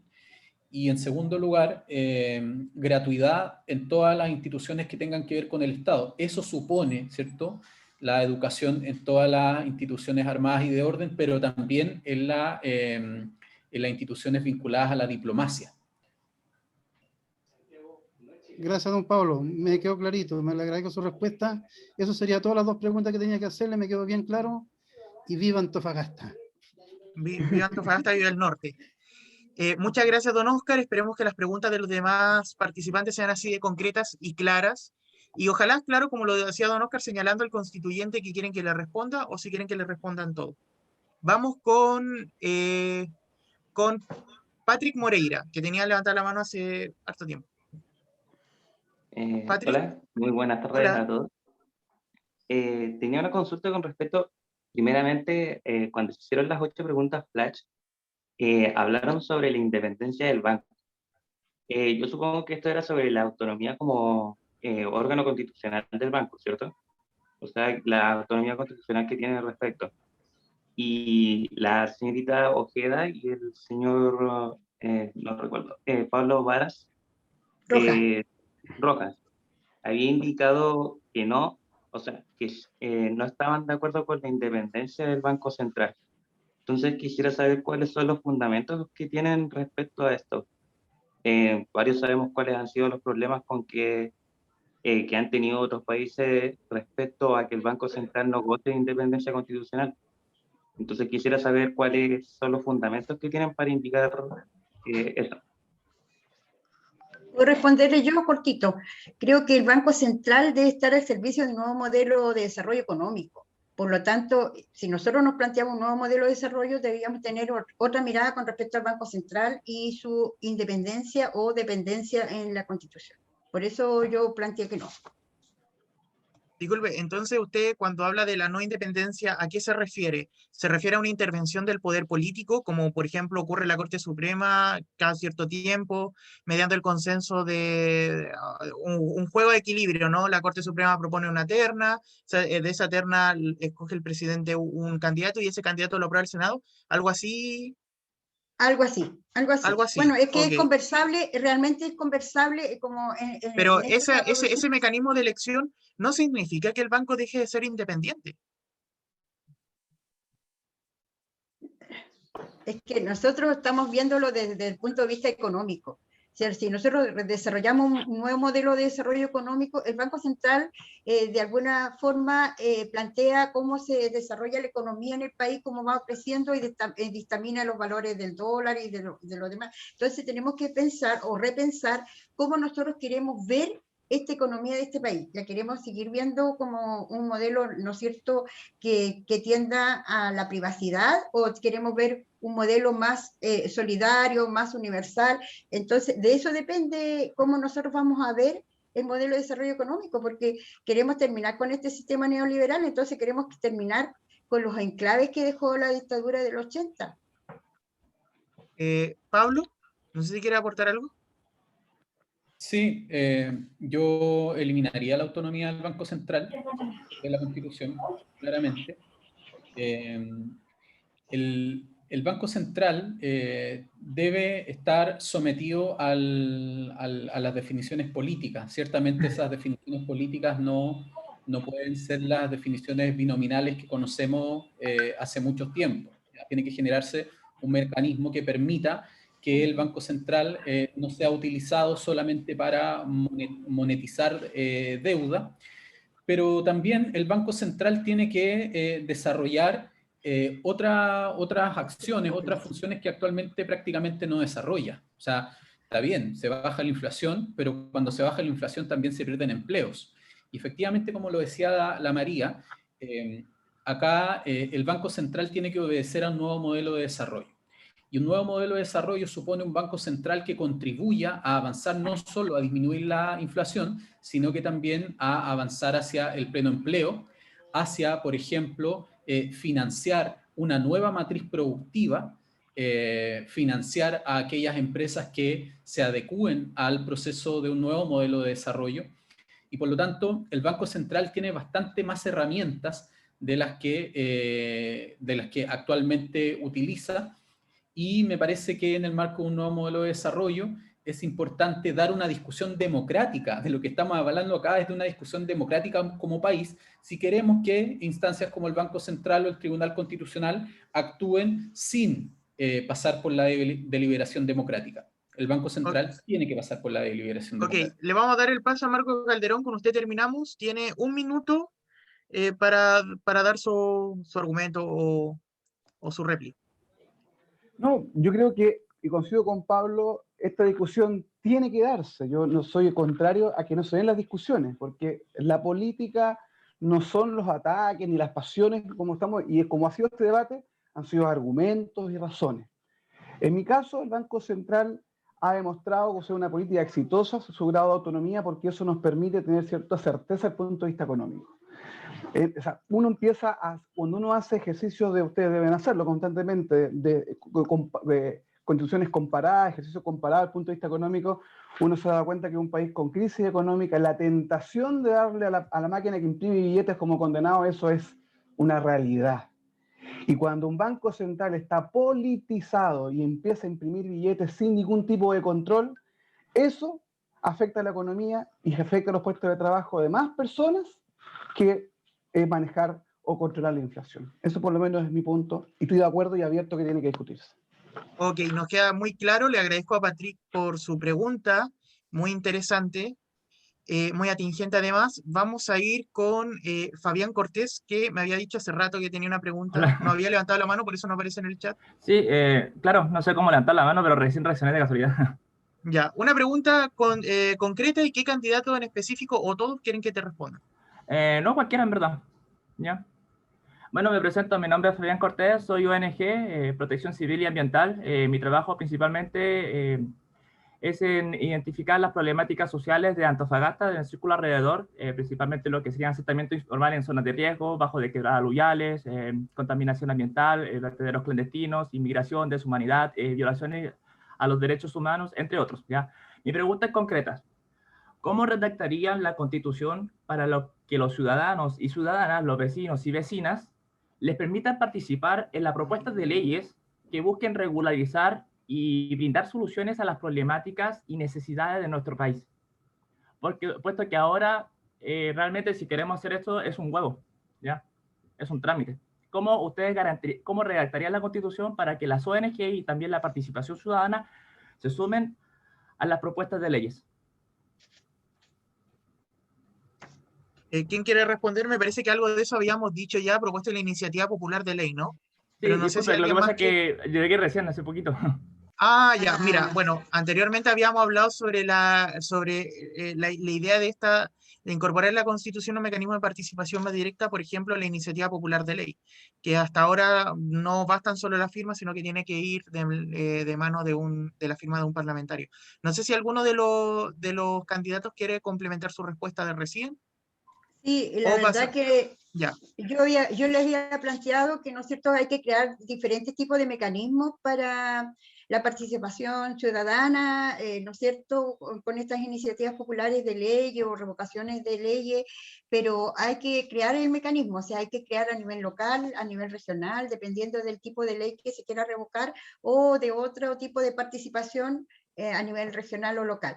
Creo que hay que crear los mecanismos e inclusive hasta las juntas de vecinos deberían tener participación, por ejemplo, a nivel local, para determinar el presupuesto municipal.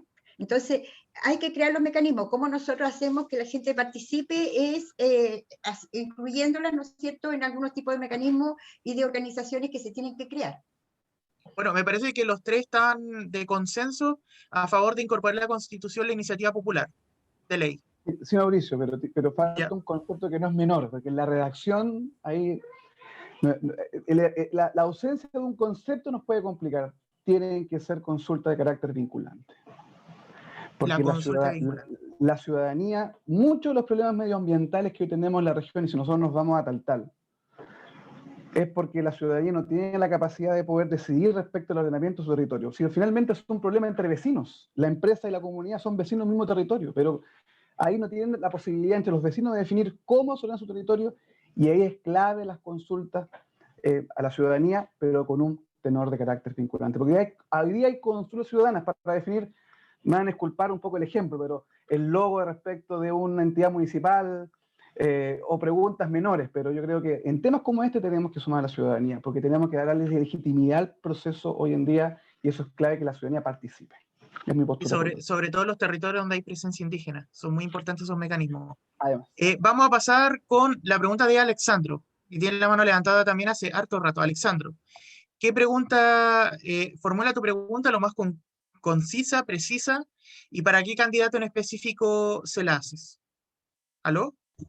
Hola, muy buenas tardes a todos los candidatos. Me gustaría que todos me pudieran responder una pregunta que considero fundamental para este proceso, que es básicamente si están a favor o no de cortar o de eliminar el Tribunal Constitucional. Y en caso de que estén a favor, ¿por qué mecanismo o qué organismo asumiría la facultad de ejercer el control de constitucionalidad? Tremenda pregunta.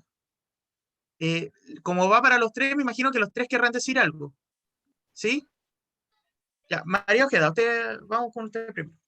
Bueno, el Tribunal Constitucional debería, la forma de elegirse primero, nosotros creemos que tiene que ser más democrática, más participativa, y con respecto a lo mismo que yo dije anteriormente, las mujeres también deberían estar ahí. Hay una mujer o dos mujeres, creo.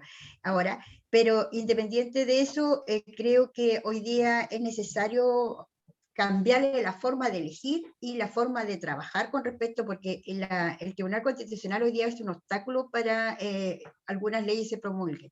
Entonces yo creo que habría que cambiarle la forma que tiene el Tribunal Constitucional. Y en caso de que se eliminara, debería ser la Corte Suprema la que determine alguna situación. Pero María Ojeda, usted, la candidata, ¿está a favor de conservar el Tribunal Constitucional, reformarlo, por supuesto? Por ejemplo, hoy día tenemos un número par que decide, que es el 10, por lo tanto hay empates. ¿A favor de reformarlo, pero mantenerlo, o de eliminarlo y traspasar esta facultad a la Corte Suprema, como era antes? Sí. O sea, la verdad que yo creo, yo me quedo con la primera, o sea, mantenerlo, pero de otra forma de elección. Perfecto. Y como, claro. Ok, perfecto su punto. No sé si Marco o Pablo, ¿quién quiere ir primero? Vamos con Marco Celedón. Ya, por lo menos tengo... Ahí tengo... A ver. El problema que hoy día tenemos con el Tribunal Constitucional es el mismo problema que podemos tener el día de mañana si transformamos o eliminamos cierto grado de autonomía del Banco Central. El problema hoy en día del Tribunal Constitucional es el problema con el nombramiento. Es un tribunal que se ha politizado y eso le ha quitado peso respecto al rol importante respecto, y uno hace ejercicios comparativos en otros países respecto del rol y importancia de los tribunales constitucionales. De hecho, para no ir más lejos, en esta convención constituyente vamos a tener una secretaría técnica que nos va a ir revisando y nos va a ir planteando aspectos para que nuestras propuestas no vayan en contra de los tratados internacionales que Chile ha firmado. Entonces, para mí, el Tribunal Constitucional es clave, pero es clave también reformular su nombramiento. También puede surgir, Mauricio, y esto es una discusión propia de la convención, la posibilidad de que el control de constitucionalidad esté en la Corte Suprema. Son también discusiones que van a existir. Pero para mí el Tribunal Constitucional es clave, pero es clave y urgente modificar su nombramiento, porque el nombramiento es lo que hoy lo ha delegitimado. Pablo, perdón Marco, antes de pasar con Pablo, quiero que me respondas con un sí o con un no, a favor o en contra de mantener el control preventivo de constitucionalidad de las leyes, que sabemos que en la práctica se convierte en una tercera cámara. ¿A favor o en contra? ¿Mantenerlo? En contra. ¿Disculpa? En contra. Sacarlo, eliminarlo. En contra, claro. Eliminarlo. Perfecto. María Ojeda. Ojeda. La discusión. Ok. Sí, pues. Leo sus labios y dice que está a favor de sacarlo. De sacarlo. Perfecto. Pablo, ahora sí vamos con tu respuesta a la pregunta de Marco, y por favor si puedes responder también si está a favor o en contra de el control preventivo. Parto por el final, en contra del control preventivo.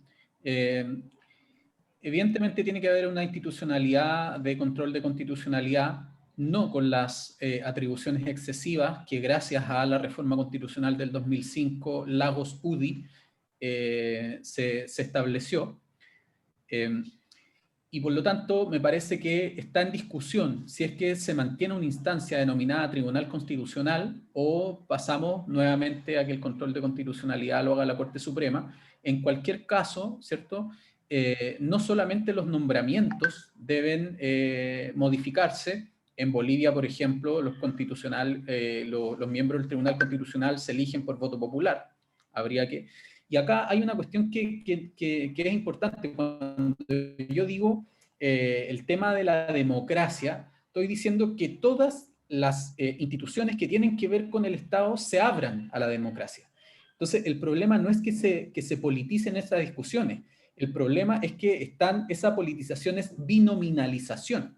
Entonces, que se politicen abiertamente a la sociedad, perfecto. Y por lo tanto, si vamos a avanzar hacia nombramientos donde la población también tenga pito que tocar en esto, avancemos hacia allá. No control preventivo de constitucionalidad y limitar a ciertos elementos centrales, por ejemplo, el catálogo de derechos o algunos otros, las cuestiones respecto de las cuales se tenga que pronunciar esta nueva institucionalidad y también probablemente la disputa de poderes, que fue uno de los motivos por los cuales existen los tribunales constitucionales a nivel mundial.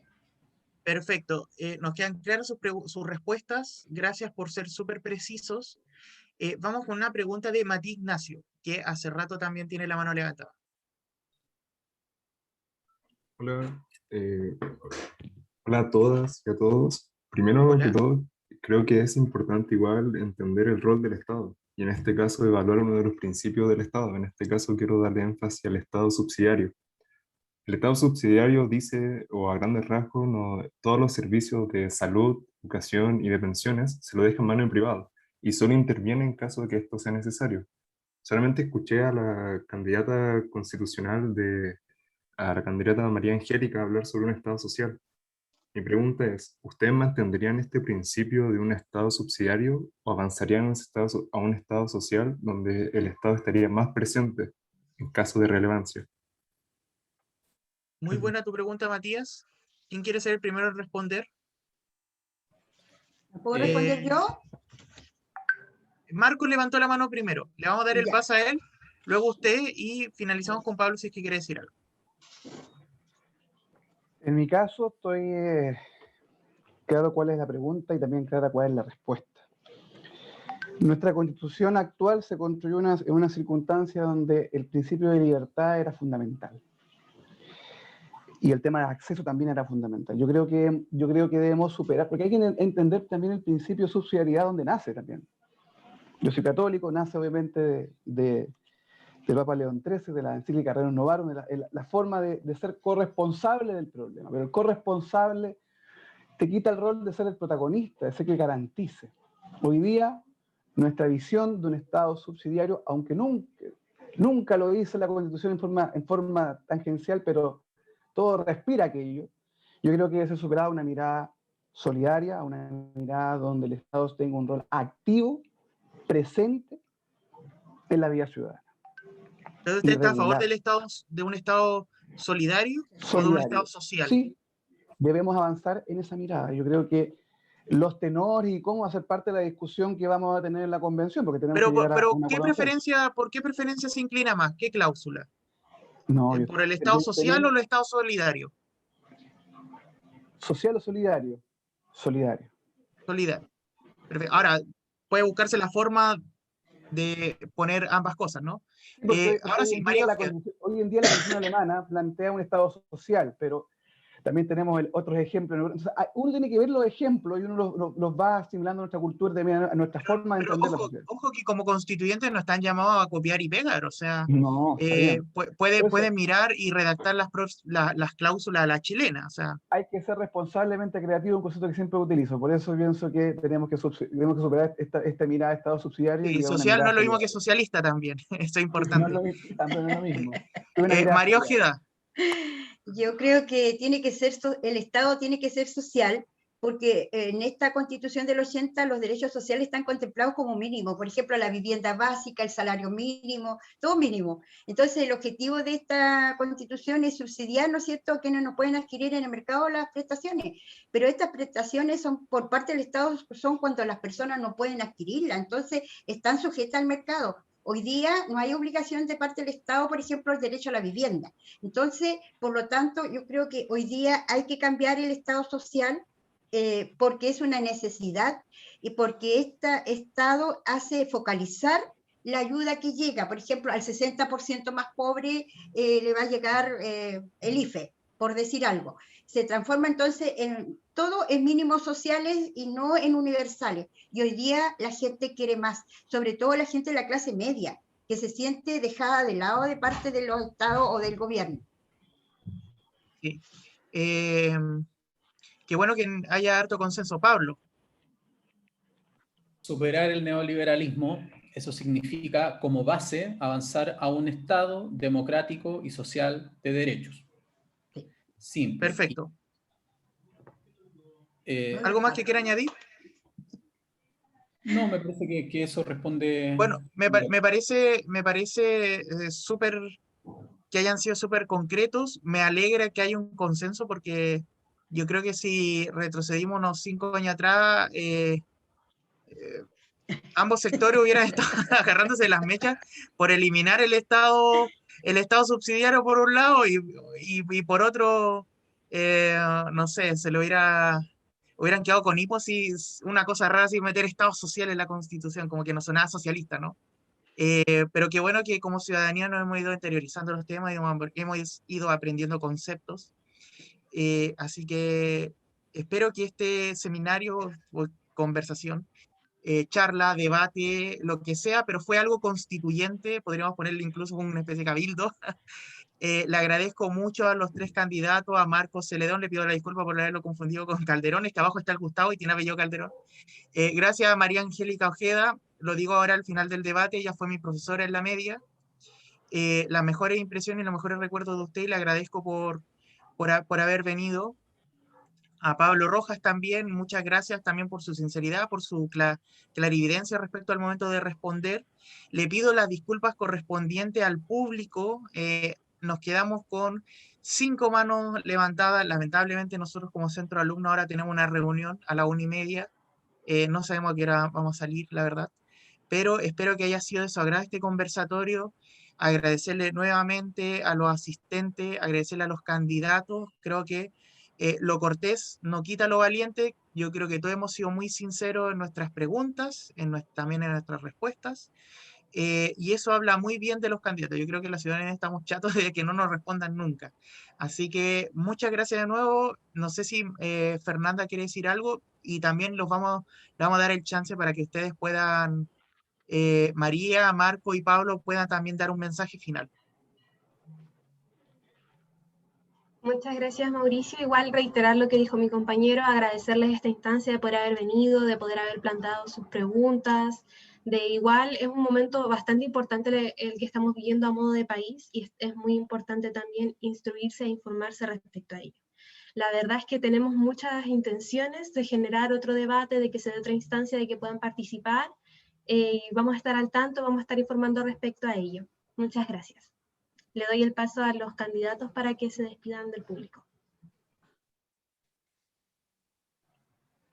¿Quién quiere ser el primero? ¿Pablo? Sí, si quieren. Ya, partamos ahora del final, demos vuelta. Yo quiero agradecer, no me voy a extender mucho más en eso. Realmente me parece que es una instancia que debe ser replicada, imitada, ampliada quizás al resto de las y los estudiantes de la universidad. Y una última cosa que probablemente no dije, pero que me parece fundamental: atenuar significativamente la protección de la propiedad privada en la nueva Constitución, avanzando a el reconocimiento y la consagración de la propiedad pública y comunitaria. Fundamental. No vamos a superar la subsidiariedad si no es atenuando la propiedad privada, que termina simplemente beneficiando no a nosotros, a nuestros vecinos, sino que a los grandes grupos económicos. Perfecto, muchas gracias. Ahora vamos con Marcos y terminamos con María. Bueno, quiero agradecer a la universidad y también principalmente a ustedes que organizaron este conversatorio. Yo creo que es relevante esta instancia. Me preguntaron, ¿voy? Y dije, sí, se cambió la fecha, voy, porque es relevante que los candidatos o quienes estamos entrando en política demos respuesta a las interrogantes y también participemos en estos espacios de discusión y también de conocimiento y de reflexión. Por mi parte, muy feliz de estar el día de hoy con ustedes. Yo conozco a Pablo como periodista y él como entrevistado. Conozco a la señora María Angélica Ojeda como, desde el punto de vista, yo trabajé en el Ministerio de la Cultura y también era participante del Ministerio de la Cultura. Entonces, a mí me ha gustado también el ejercicio democrático del día de hoy. Creo que también es muy relevante, porque usted ha organizado un debate donde han primado las ideas, los argumentos, las convicciones, más allá de las pasiones. Y eso es irrelevante porque tú dices, ¿estamos de acuerdo? Porque podemos estar de acuerdo. Mi convicción como candidato es construyamos unidad. Mi convicción es revisar aquello que se hizo bien, mejorarlo, y aquello que no se hizo y que no está, como dijo la profesora, no está el derecho a la vivienda de la Constitución, incorporarlo y mejorar. Tenemos que mejorar y desarrollar el país. Lo último, solamente como un tema para que nos podamos en otro día juntarnos. Y también en este Repensar Chile estoy planteando la necesidad también de repensar nuestro sistema judicial, porque cuando uno está en la calle uno siente el desamparo de las víctimas. Yo creo que nuestro sistema judicial, procesal penal, tiene primero el victimario y después a las víctimas. Yo creo que ese elemento hay que reordenarlo, poner la seguridad pública y ciudadana como un derecho también dentro de la Constitución. Y creo que hay mucho tema para debatir, así que agradecido a usted, agradecido su tiempo. y también agradecido de la convivencia que tuvimos el día de hoy. Y muy amena la convivencia, y agregarle también la justicia civil, tan relegada, abandonada, y se produce mucha injusticia. Respecto a la justicia civil, el que tiene plata puede tener justicia y el que no. Profesora, terminamos con usted. La mayor parte del pueblo no está en condiciones de analizar, entender y evaluar un proyecto de constitución política del Estado. Esto lo dijo Guzmán en su libro en el año 1992, página 106. Quiero decir con esto que ustedes, cuando crean esta instancia donde nosotros podamos plantearnos nuestros puntos de vista y el proyecto que tenemos cada uno de los candidatos y candidatas, podemos tener la posibilidad, ¿no es cierto?, de mostrar un proyecto y que el pueblo y la ciudadanía puede elegir a su representante. Yo quiero agradecer a la Escuela de Derecho la invitación. Yo también fui estudiante de la Universidad del Norte, pero no católica. Pero soy más viejita que ustedes. Pero fui estudiante de la Norte. Sí, antes era la Universidad del Norte y después se transformó en la Universidad Católica del Norte, ¿verdad? Claro, pero soy parte de la casa de estudios. Mi título está por allá atrás. Quiero mostrarles. Muchas gracias y que ojalá vayan a votar primero que todo y ojalá voten por nosotros, a prueba de dignidad. Chao. Ya, lo invito a que no se retiren porque nos vamos a sacar una foto para nuestras redes sociales.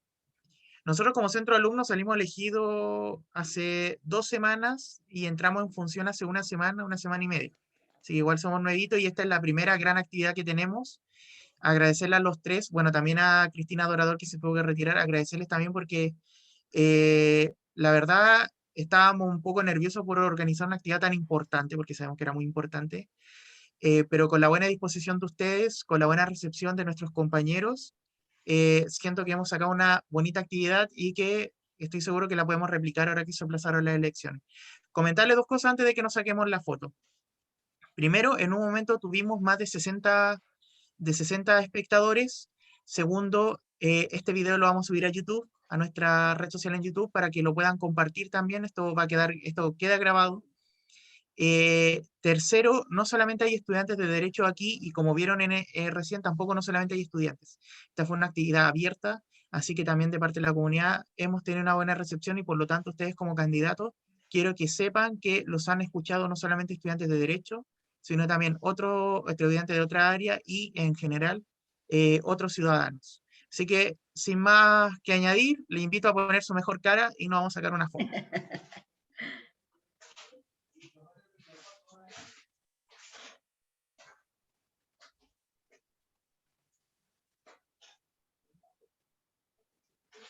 Ya. Entonces, 1, 2 y 3. Sonrían. Eso. Y vamos a sacar otro porque justo apareció un mensaje que alguien escribió. 1, 2 y 3. Listo. Sí, yo quería decir algo antes de finalizar. Muchas gracias por haber participado. Como centro de alumnos estamos muy contentos por su participación. Y obviamente que no, ahora que se aplazaran las elecciones tendremos más tiempo para hacer otro debate antes del 15 de mayo. Estamos muy contentos por su participación. Muchas gracias a todos por las preguntas y nos veremos en otra oportunidad. Muchas gracias a todos, nos vemos. Chao. Chao. Chao. Chao, que estén muy bien, gracias.